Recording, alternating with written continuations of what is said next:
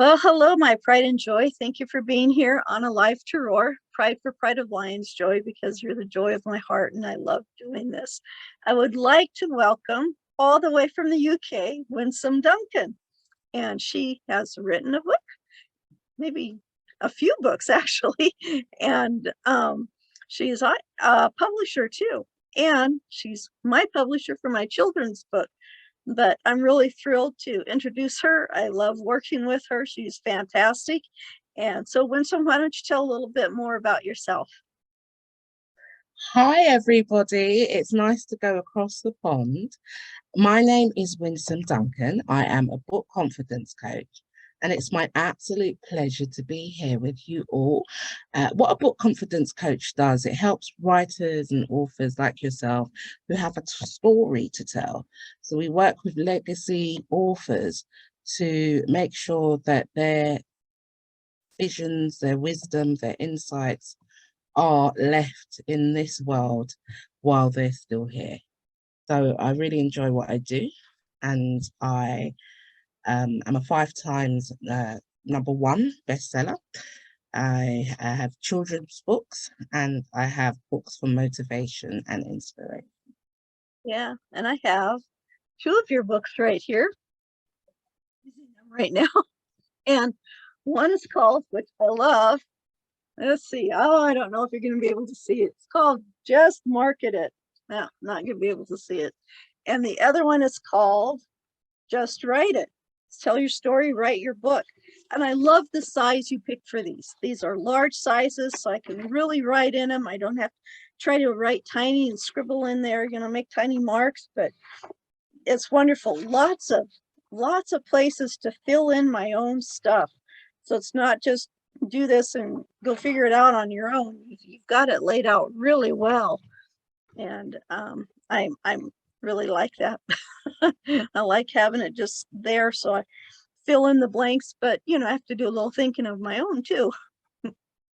Of course. And the reason why I put those tools together was because I'm only one person and I'm not going to be able to work with everybody. So, and everyone has different budgets as well. So, what I wanted to do was create a low cost product so that I could send out to the people around the world who sold thousands of the Just Write It book and help authors tell their stories, write their books.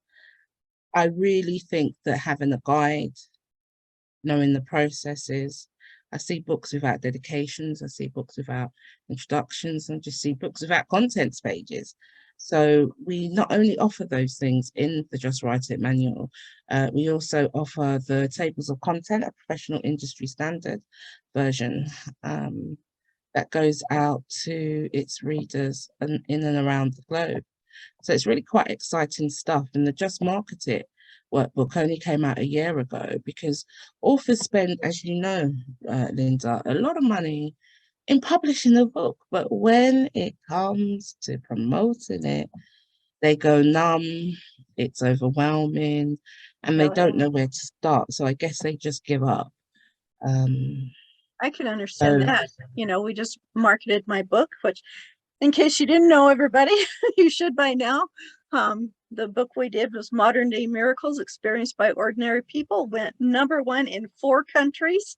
And yeah, just thrilled to pieces, but it is, and you can't just, have, all right, I went #1 and then forget about it. You still have to keep telling people about it and letting people know, and just keep talking about your book. I mean, you did a lot of work to get your book out there. Let everybody know about it, and let them know about it again and again, and you're always going to meet new people. I carry a couple copies of some of my books in my purse, so when I'm in the store or when I'm around town or out at the farmer's market or whatever, I'm talking with somebody, I can show them one of the books that I have, and that makes a big difference too.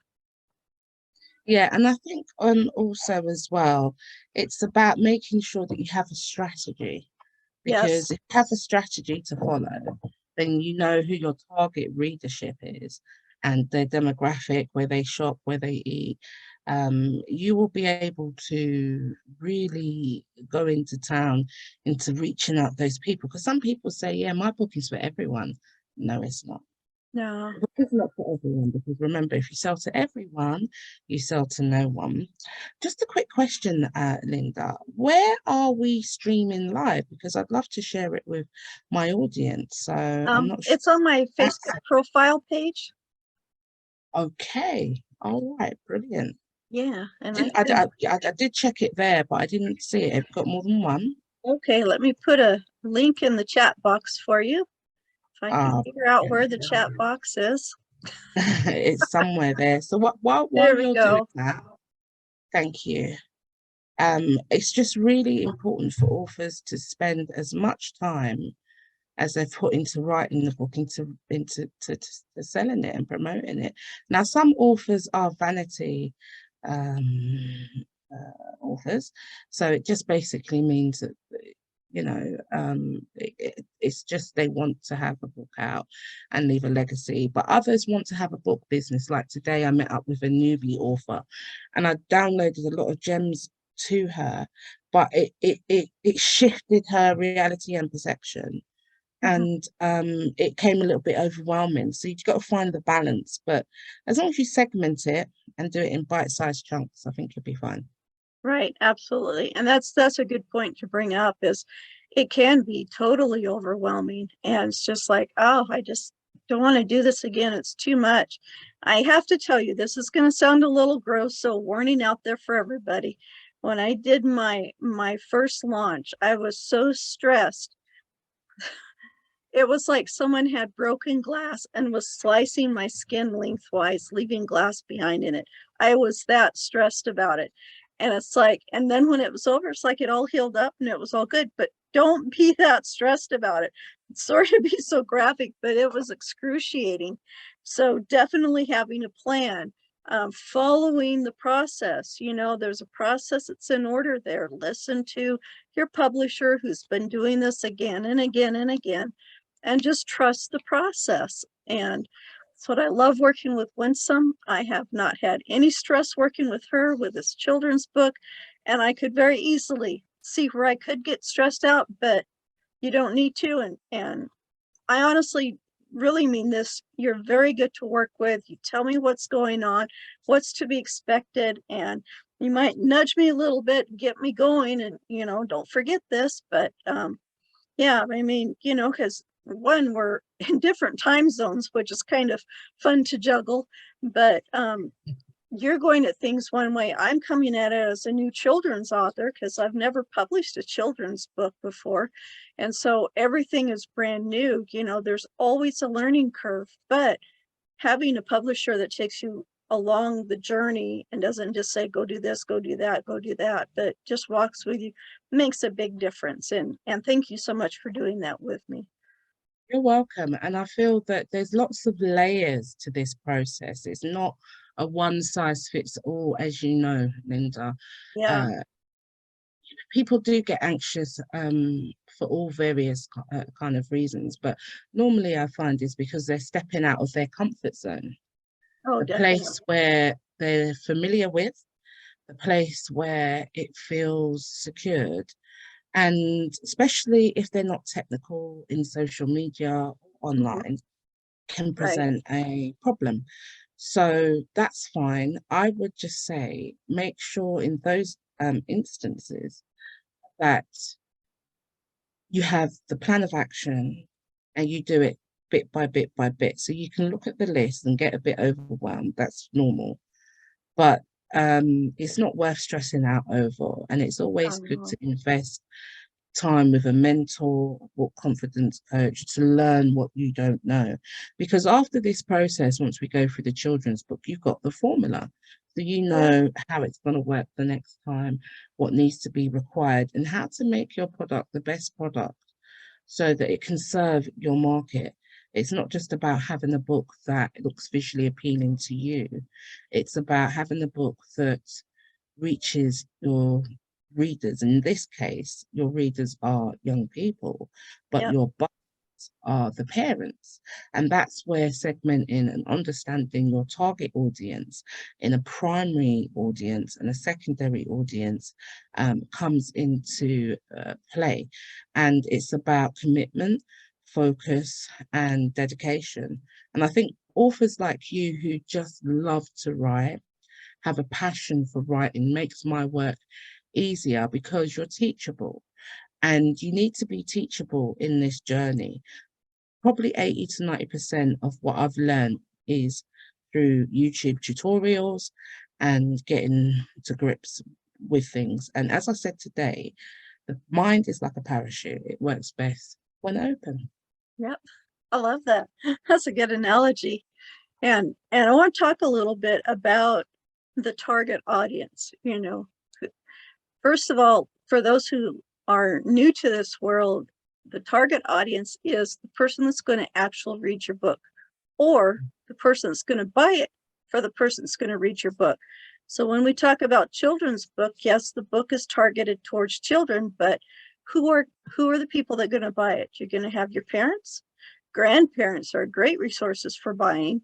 Aunts and uncles that want to do it, even teachers. So you want to make sure that whoever one is going to read it is who you're writing it for, but think about too, who is actually going to buy the book. Now, one strategy that I use, and I have in one of my workbooks, is put a chair in front of you and tell your story to the person sitting in the chair. And while you're telling your story, think about who that person is. How old is that person? What does that person do? All the things around that person. Who does that person know? What are some of the strategies that you use, Winsome? So there are a varied different ways to one answer. So I'm just going to go through just a few things briefly, if that's okay. Oh, From definitely. the, There's your yeah, book. Yeah. yeah. Oh, Awesome. you can see it now. Yeah, just Yeah. maybe it's Looks good. very thick, 200 pages. Oh, but it's Okay, wonderful. so identifying your marketing avatar. So in here, you have an avatar which you need to identify as what your trait is. Are you a confused marketer, a newbie marketer, a self-taught marketer? That's what I am. Or a guru marketer? I think I'm between both self-taught and guru because I do know quite a lot of stuff. Then, once you identify this is the type of marketer you are, then you know whether you're going to action the branding, promotion, and marketing process of your book, whether it's raising the profile or earning an extra income. Then you can either outsource to freelancers or you can take the job on yourself and learn through tutorials on YouTube. YouTube has doctorate level information and it's free. Once you do that, you go to page 62, identifying your target customer. Now, the reason why this is so important, Linda, as you know, if you throw spaghetti on the wall, you hope it will stick, it won't. So my target market, as for my publishing company, which is Peaches Publications, is females between 40 and 70 years old. Those are the people that I work with, normally working class or business entrepreneurs or full-time writers. So that is my target market, and that is what I put my post out to attract in terms of the copywriting, without getting too technical and blowing everybody's mind, SEO, search engine buzzwords, and the call to action, which is often known as CTA. What do I want that reader to do? What do I want that potential buyer to do? So in this segment, we talk about your target readership and we break that down. So things like their age, where they shop, it gives you a list, what race they are, their marital status, and so on and so forth. So once you've got those things, you have to create a sample profile. And sometimes you can get a little image online and say, this is Mary, and Mary is your ideal customer because she is working, she's middle class, and she's a debut author. So then that's how you would know potentially Mary would be interested in your services. So hopefully that's given you some tips. Yeah, because that will be good no matter what you do for a career, especially, entrepreneurs. They have to think about all of those things too, is like, yes, you'd like everybody to buy it. That would be wonderful, but who's really going to be the one buying your product or services? And yeah, and once you've narrowed that down, see if you can narrow it down some more. It's like, okay, well, women. Well, what age of women? Okay, so now you've narrowed the age down. And like you said, are they working? Are they stay at home? It makes a big difference. Okay, so you've narrowed that down anymore. Now, maybe you want women that are, say, 40 years old, that are stay-at-home moms who need how to be happy in the home and still run your family and everything. Because a lot of times women get lost in the shuffle of life of being at home, taking care of the kids. You're always somebody's mom, taking care of your husband. You're always somebody's wife, but somewhere in there is you, and you don't want to lose your identity. So, try to narrow it down just a little bit more. But And I just to love that. touch in there, just to touch Mhm, in, what you said is a vital point. Um, Here's the thing, not everyone's going to support you on your dreams, on your visions, mhm. even outside authorship. And that's just the world today, and it's a cold, harsh world. So what you've got to do is have a conviction and a self-belief that you're going to work away on how to live your passion, soul purpose. And working with you as an author is really, truly delightful. And I've always got time for you because you're just dedicated, committed. These streams are amazing, full of inspiration. I watched two of them and it lifted my spirit. So that's how you Good. know when you're working within your purpose. And once you tap into it, people, audiences, prospects, buyers, readers, they will come.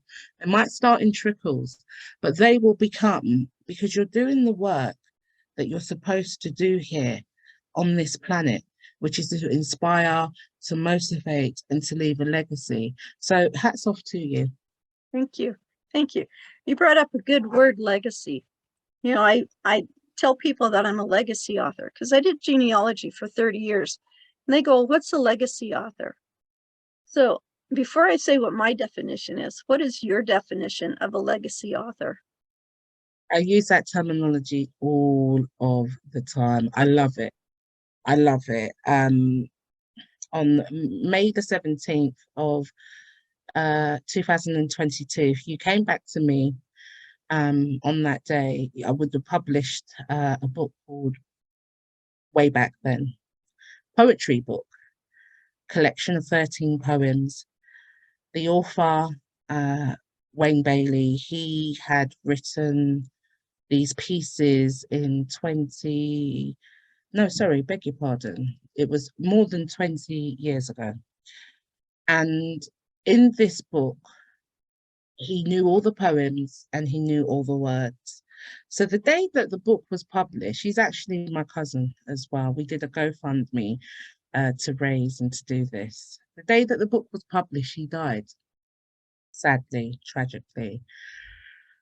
And now more than ever, I am driven to inspire people, even if it's not with me, you know, to leave their message, Mhm. leave their stamp, leave their marks. No one's ever going to write like you know, riding frogs in the backyard. No one's ever going to think like that.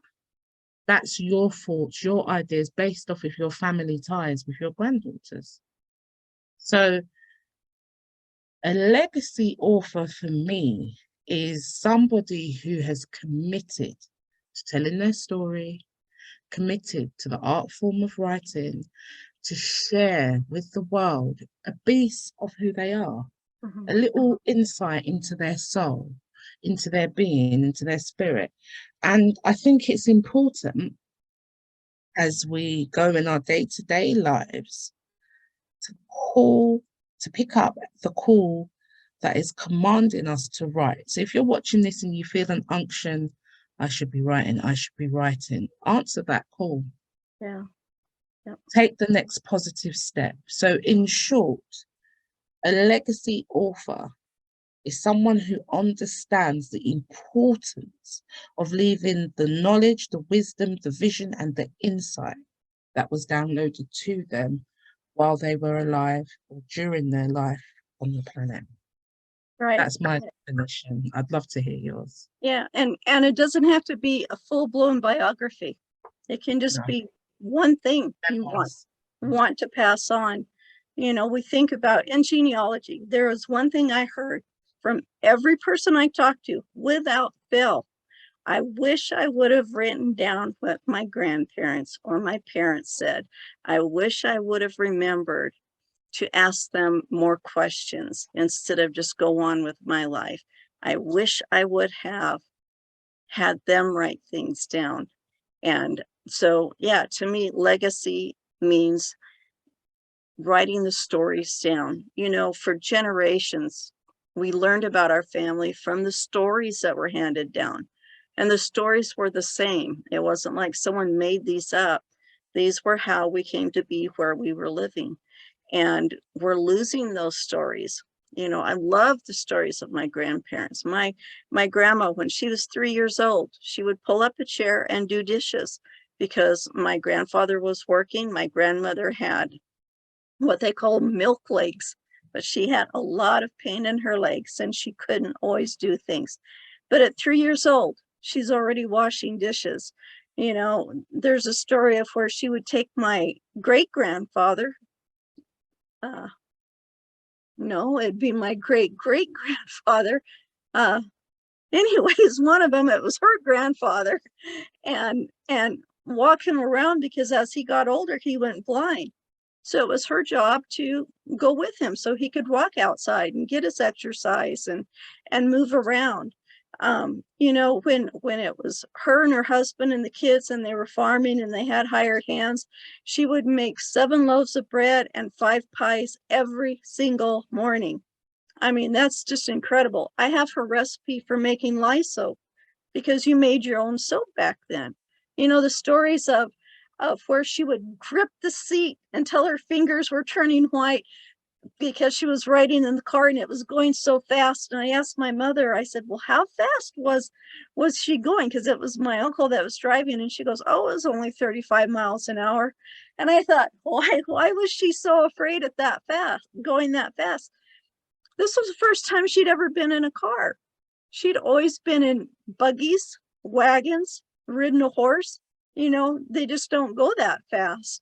Well, it's a little different if you're a horse all by yourself, but it's like to be in a car like that. I mean, you know, listening to these stories and what they went through and the struggles, listening to my parents talk about farming and cutting the hay, you know, with a scythe instead of combines, which we have now. But then when they came out and they would talk about it, we'd go to museums and they would talk about how they would use these. Oh, these were brand new when I was farming, and this is what we did, and this is how it worked. And let me tell you about the story the one time it broke down, or, you know, anything like that. And I love legacy books because they write those stories down. And like I said, it doesn't have to be a biography, just one story, something you want to pass on to somebody else. And even if your kids or your grandkids don't want to hear it now, write it down anyways, because they are going to want it later. They definitely are. Yes, Mima. Yes. That's what my grandkids call me, in case you're wondering. Yeah. That's it. It's yeah, I guess you could see the passion there. Yes. But and you know, there's some awesome programs out there. I'm sorry, I cannot think of her name right now. I wish I could, where you sign up for her program and she actually tells you how to videotape it, questions to ask, you know, things to write down while you're videotaping someone in the family. And it doesn't have to be an old person, you know, sometimes, and this is a little more tragic. I should put a warning before this program. But it's like, you know, if you have a dad who has cancer and is in the hospital, do the video. Let him tell the stories he wants to pass on to his kids, or a mother, something like that, because there are health issues. We don't know when our time is up. In the Bible, we're told to number our days. The reason why is so you can make the most of every day that you have, because we don't know when it's our time to go. I'm blessed to be the age that I am and still have the mind that I have. Will I have this mind for long? I don't know. My mom and dad both had dementia and, and strokes and stuff. So even though you're here, you may not remember much. And it was kind of tough because my mom was the storyteller, I guess, in our family.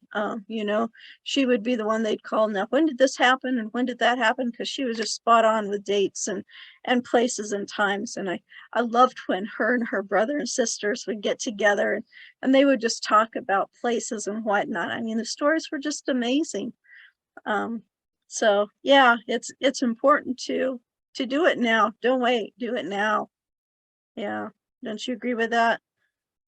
I definitely, and it was Pastor Miles Monroe, that said the richest place on the planet isn't the diamond mines in Sierra Leone. It isn't the gold buildings of the Taj Mahal. The richest place on the planet is the graveyard, the cemetery. For therein lies your hopes, your dreams, books never written, songs never sung, films never seen. Today, if this is your last day, have you come to the planet to do what it is that you're supposed to do? Yeah. Very integral to the Yeah. process, 100%. So I agree. And I've written more than 20 books, so I think I'm in good standing with God. And I've done quite a bit. Yeah. Yeah. Yeah. And it's never too late. Never too late. No matter what age you are, no matter how young Oh, you are yeah. or how old you are, it's never I'm too working with a lady who started writing her book, which is older than me, if that makes sense, in 1973. So imagine having your book inside of you for 40 plus years, Oh well, yeah. more than 40 plus years. It's crazy. But now in her 70s, like you said, it's never too late Right. at Right. all. So it's important to make sure that you pick up the baton and that you run with it. And even if maybe you have difficulties or a disability with writing, you can transcribe it. So in the Just Write It work, we have a formula which is how to get your book out in 24 hours. And that could be spread over a month or that could be spread over a weekend. And Mhm. one of the things that we recommend is to transcribe your book if you're feeling overwhelmed with all the writing and then get it edited and proofread. Right.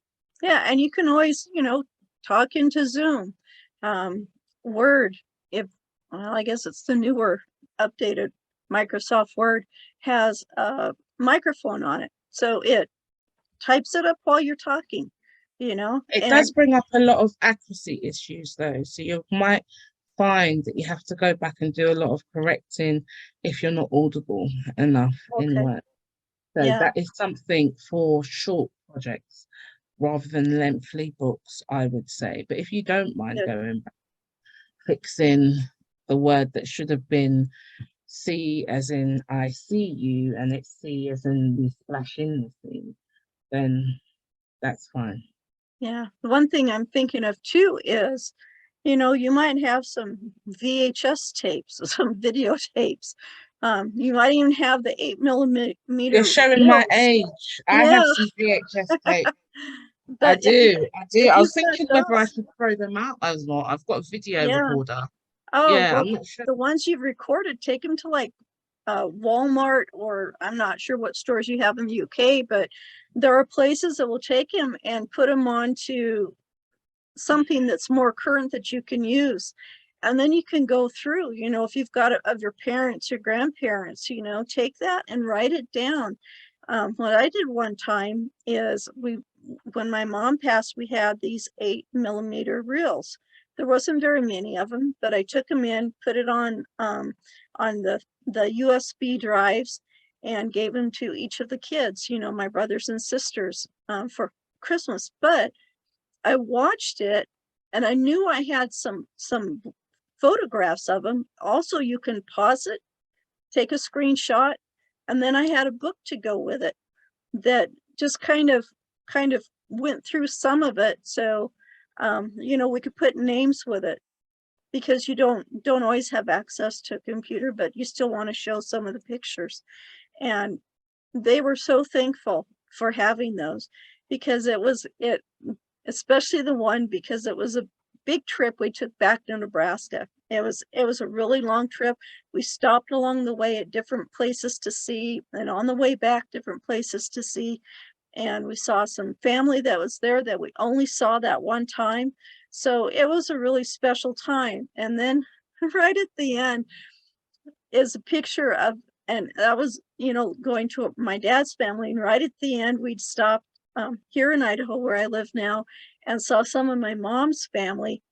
And there's my mom with her sisters and brothers-in-laws and sisters-in-laws, and they're laughing like they were always doing when they were together. And it just brought so much joy to see all of them laughing and enjoying each other, and just the warm feeling of family that you have with that, just a happy memory. And to be able to share that was just amazing. Plus, now, because it's on the USB drives, you know, it will go on to the grandchildren, so they can see a part of who their ancestors were. One thing I thought was real interesting was when my husband and I had gone back to New Jersey to, you know, go over family research. I did a real in-depth study of one of our ancestors. And while we were there, we met a cousin, like 4 times cousin. His grandfather and my grandfather were half brothers who didn't know they were half brothers until they were in their 40s. Then they found out about each other. So that's kind of rare back in the early 1900s. But what was interesting was that that cousin had the exact same voice as my uncle, my mom's brother, had. You would have sworn, in fact, my husband thought I was talking to my uncle on the phone, because we were getting directions to their place. Very uncanny. So now, if you've got it recorded on film, on USB, I'm dating myself with age, you've got the voices there. Who would have ever thought that people would sound alike? I mean, it was just unreal, and I loved it. So, you know, that makes you wonder, what else do we have in common with our ancestors or with our distant relatives? So there's a lot of things you can gain from it that, you know, maybe somebody, some grandchild or great grandchild will say, hey, I'm not so odd after all. I'm just like this person who was my ancestor. And that's, you know, that's a big confidence builder. Yeah, ancestry and DNA is key. Doing a family tree is key. Knowing how far your roots go back, and a lot of the time there's mixed or dual heritage inside of that. And I just think that it's important to know your roots, because without that, you lose your identity. Yeah. I think. I was watching one of those, I don't remember the name of it, but it was like a famous person was having their ancestry followed. And she said, I didn't think I was anybody, but because of my ancestry, I am a big part of this country. And I had no idea. You know, it's like going back to my relatives. My relatives were a big part of coming to America, founding fathers, you know, of big part of the Revolutionary War, big part of the Civil War, big part of getting the country going. And you're going to love this one. You'll appreciate this. I realized the other day, as I'm because I self-published some of my books too, and I'm putting on there Writers to Readers LLC publisher. And it's like, that's what my 7th great grandfather was. He was a publisher to, Oh, wow. he was a publisher to William Penn and to George Fox. That is why he came to America and why he brought other Scottish people over, why he was a founding father in Perth Amboy. And it's like, who would have thought all these generations later, I would be doing what my 7th great grandfather was doing. I hope I can make William as much Penn. money as he did. he was, Well, yeah. William Penn and George Scott, did you say? Fox, Oh, George Fox. okay. He was a Okay. Quaker. He Have a was look. one of the very first Quakers. In fact, he was in prison for 2 years in England for being a Quaker. Oh, It was, have you ever been to Scotland? I haven't, that's on my husband's eye list. I've been to Scotland. Have Yeah. you? Awesome. Mm. Yeah. I went No, to book festival, so maybe you should come during that time. They yeah. have an annual foot festival and there's opportunities to speak there as well. But it's a little Awesome. bit cliquey in terms of they just mainly use traditionally published books. But Yeah. you know, you try. Yeah, we'll see. Because I do have my legacy. I do have a legacy book coming out. I haven't really said much about it in public yet. And it's about my 7th I know great what it grandfather. is. Yeah, I Oh no, do it's not too. that one. It's I'm It's thinking, yeah. all right, be That's okay. quiet, Winsome.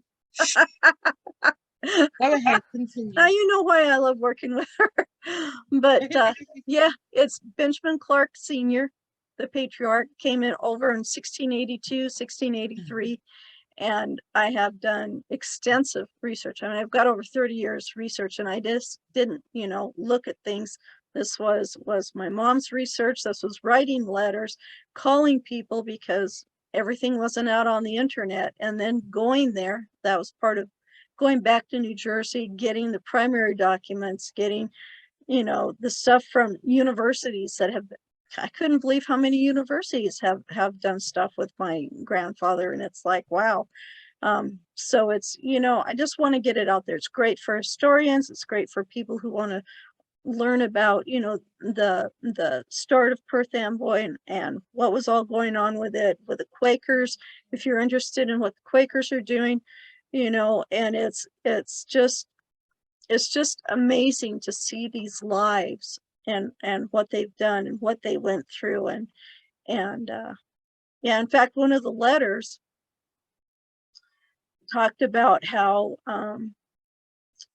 they took a buggy from one town to another, and I didn't think anything about it, but the curator at the museum said this is really significant because people were saying that, one, nobody traveled, or if they did, they only traveled by horse. This one proves that they traveled like everybody else. They took their buggies and went back and forth, and yeah, so it's kind of interesting, the things that, don't throw away those old letters. Don't throw away those old postcards. Read them, find out how much information there is. We've got one letter that talked about, and 2 different cousins read it 2 different times, talked about how Betsy Ross sent a letter to our cousin, and I think it was Sarah at the time, and said, I'd like your help in sewing up the American flag, because that was before we had our stars and stripes. So she was being invited to work on the flag that we know here in America. Betsy Ross is famous for the American flag. So, you never know what you're gonna find in those old letters, those old documents, and those are primary resources, which is what you want more than anything else. So now that we've gotten off topic, and we need to talk more about Winsome because our time is getting short here already. This half hour just goes too fast.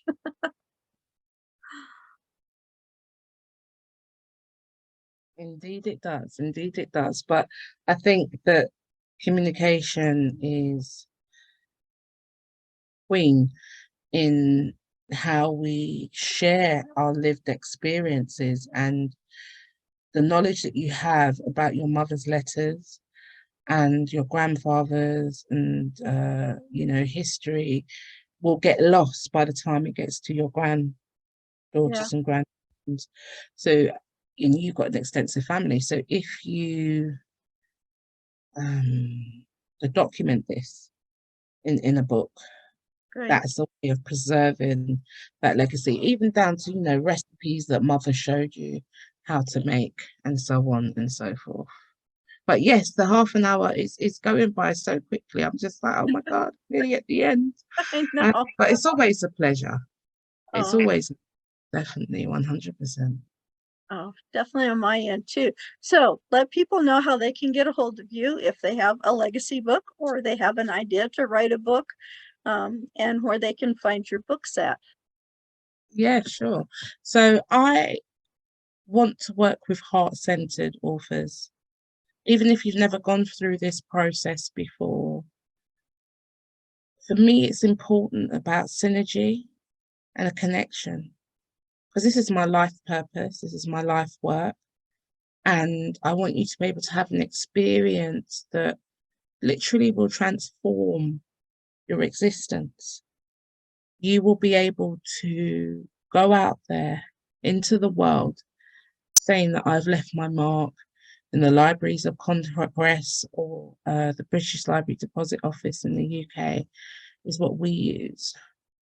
And to have your voice out there. And I've got a feeling that someone's tuning in who has always wanted to write, but didn't give themselves the permission to tell their story. They didn't give themselves the nudge to move forward. So today, I want to nudge you forward, if I may. I'd love to have the opportunity to hear your vision, your wisdom, your insight, and to see if it's compatible and that we can work together to bring that vision to life from inside of you in the mental plane to manifest it into the physical plane so it becomes an actual product, a book, something that you can share with family, friends, loved ones. That's the Popcorn House. That was my first ever book and it was #1 seller. So can you imagine? Been writing books for all of these years, and my first children's book that I co-authored with some young people was my first #1. So I'd love to connect with you. My name is Winsome Duncan. I'm on all social medias, most of them, majority. I'm a book confidence coach. So you can go to my website, which is www.bookconfidencecoach.com. And you can find out how you can get some coaching. We even do ghostwriting as well. So if you don't feel confident enough to do your book, we can help ghostwrite the book for you.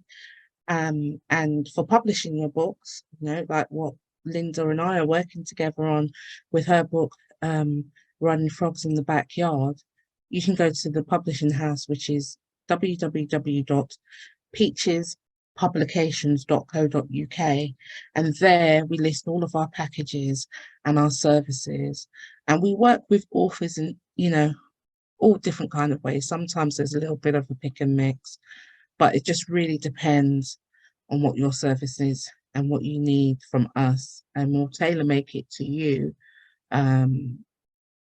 and your needs, really. So I implore you, if you're touched, if you're encouraged, if you connect, if you're heart-centered, and if you have a story to tell, I really do encourage you to reach out, feel the fear, and do it anyway. It's been an absolute pleasure, Linda. Oh, thank you so much for being Thank here. you for having me. This is fun. We're going to have to do it again. Yes, yes, definitely. When your book comes out, we'll have to do a live. Maybe I'll There we switch the go. table, interview There we go. you. That would be great. Hey. All right. Well, thank you all for being here. Thank you, our great audience, for being here. My pride and my joy. And we'll see you next time on A Life to Roar.